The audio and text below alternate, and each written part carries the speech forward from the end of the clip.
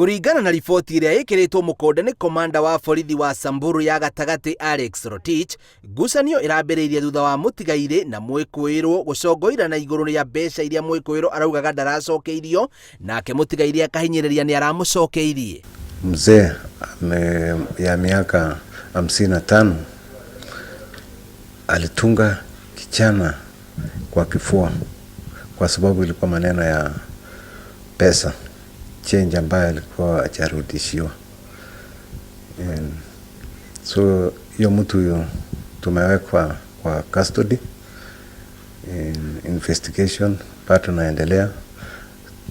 Tutapeleka kotini ikifika Jumatatu wakati tumemaliza investigation. Rotich augete mutugo wa gukua tuhiu twa mihuko gatagati ka andu a ruriri rwa Samburu ni uhitukitwo ni mahinda. Oritie muingi kwimenyeria kuhuraga riboti kwa borithi riria kumira ngucanio handu ha kuoya watho moko-ini. Imisa wananchi ya sehemu hii, kama akikosana na mtu yote asitoe kuharibu hii mila ya Samburu. Natembeanga na visu, asiharibu hiyo mila.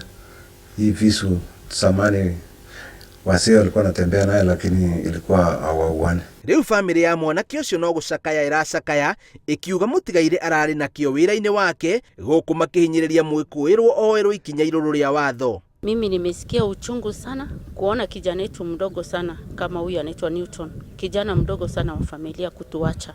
Mtoto mdogo, mtoto mtiifu, mtoto ambaye asumbui watu. Sisi tunataka serikali yetu wachukue hatua, tujue ni nini mbaya. Kama huyu mtu ni kutumwa, halitumwa, tunataka justice ifanywe tafadhalini. Sisi tunalia, tumechoka kulia mauaji ya watoto wadogo kama wasasi. Mwikuirwo ahingiritwo ceceni-ini ya borithi ya Maralal etereire kuhingurirwo thitango ya uragani. Ngiribotera Inooro TV, njitagwo Biu wa Wambui.